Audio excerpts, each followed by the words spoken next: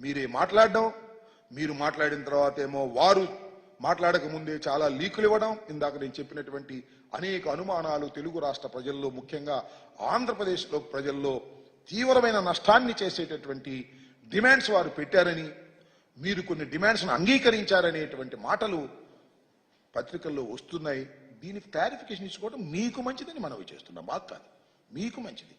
లేకపోతే మీరు నష్టం చేస్తున్నారు రాష్ట్రానికి అనేటువంటి భావన, రెండు కళ్ళు కాబట్టి రెండింటినీ సమానంగా చూసుకుంటున్నారు, అవసరమైతే మన రాష్ట్రంలో ఉన్న కొన్ని హక్కుల్ని వారి రాష్ట్రానికి ఇస్తారు అనేటువంటి భావన కలిగేటటువంటి అవకాశం ఉన్నది.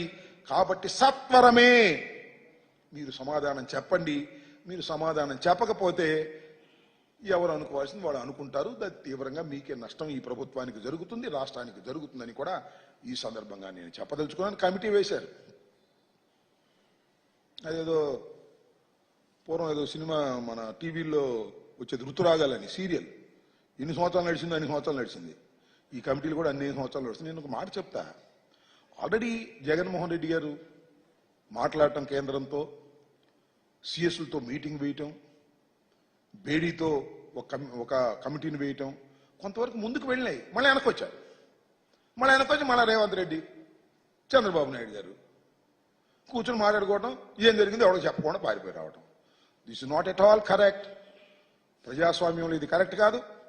ఒక ముఖ్యమంత్రిగా మీరు చేస్తున్నది కూడా కరెక్ట్ కాదనే విషయాన్ని దయచేసి అర్థం చేసుకోండి. నేను మనవి చేస్తున్నా, ఎమ్మటే క్లారిఫికేషన్ ఇవ్వడం మీకు మంచిది, ప్రజలకు మంచిది. లేదు మా ఇష్టం, మాకు సాగుతుంది, మేము చెప్పాల్సిన అవసరం లేదు, అవసరమైతే తిరుపతి గుడిలో కూడా ఇచ్చేసేస్తాం, దైవాన్ని కూడా ఇచ్చేస్తాం, లేదా తీర ప్రాంతంలో కూడా ఇస్తాం, మాకు రెండు కళ్ళు, మా రెండు సమానమే, మా తెలుగుదేశం పార్టీ కూడా అక్కడ ఉంది కాబట్టి రాబోయే కాలంలో తెలుగుదేశం బాగా పెరగాలంటే మనం కొంత ఇస్తామంటే ఉపయోగం జరిగిద్దని పిచ్చి ఆలోచనలు చేశారా? ఎక్కడైనా పోతారు. అది ఆలోచించుకోమని ఈ సందర్భంగా నేను చెప్పదలుచుకున్నాను.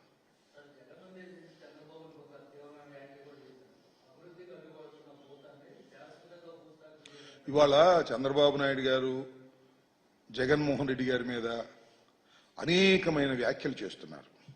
నేను ఇంతకు ముందు కూడా చెప్పా, వ్యక్తిత్వ హననాన్ని చేసేటటువంటి ప్రయత్నం చేస్తున్నారు. అంటే కారణం ఏంటంటే జగన్మోహన్ రెడ్డి గారు మళ్ళా విజృంభిస్తారు, ఆయనకి ప్రజాదరణ బాగుంది అనేటువంటి ఒక భయంతో చేస్తున్నటువంటి ఈ ఆరోపణలు తప్ప దానిలో నిజాలు లేవు. మేము ఓడిపోయి ఉన్నాం, ఆయన గెలిచున్నాడు కాబట్టి ఏయో చెప్తాడు. ఆయన చెప్పే మాటలన్నీ పెద్దగా పట్టించుకోవాల్సిన అవసరం లేదు. రాబోయే కాలంలో చూస్తాం, ఇచ్చినటువంటి వాగ్దానాలను నెరవేర్చకపోతే సామాన్యుడి గొంతుకై జగన్మోహన్ రెడ్డి గారు విజృంభిస్తారనే విషయాన్ని కూడా నేను మనవి చేస్తున్నా. మీరు చేసిన ప్రతి వాగ్దానాన్ని నిలబెట్టుకున్న రోజునే మీరు మీ పార్టీ మనుగడ సాధిస్తుంది, లేకపోతే మనుగడ సాధించదు. ఇది వాస్తవ రూపం, ఇది రాబోయే కాలం అని చెప్తున్నా.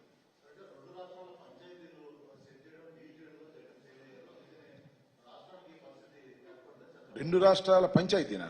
ఏం పంచాయతీ ఉంది? చాలా పంచాయతీలు ఉన్నాయి. డీల్ చేయటంలో అట్ట అనుకుంటే ఇంకోటి కూడా అనుకోవచ్చు కదా.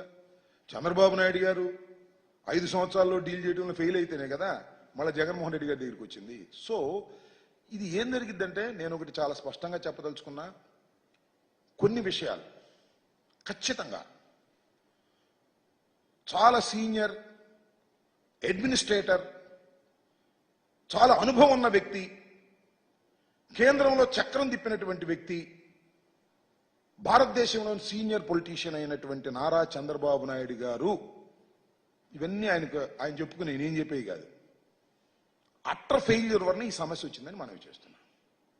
చూడండి మీరు ఒకసారి, విభజన చట్టంలో ఉన్నటువంటి అంశాలు, ప్రత్యేక హోదా హామీ. ఎందుకు ప్రత్యేక హోదా వదిలేశావు ఆ రోజున? ఎందుకు ప్రత్యేక ప్యాకేజీకి వచ్చావు? ఇవాళ ఎందుకు అడగడం లేదు ప్రత్యేక హోదా? చెప్పండి. ప్రత్యేక హోదా గురించి నువ్వు నల్ల షర్ట్లు వేసుకుని శాసనసభలో నువ్వు అక్కడ గందరగోళం చేసావు కదా నువ్వు అధికారంలో ఉన్నప్పుడు. ఇవాళ నీ మీద ఆధారపడేటువంటి ప్రభుత్వం వచ్చిన తర్వాత మీరెందుకు ప్రత్యేక హోదాని అడగడానికి కూడా భయపడుతున్నారు?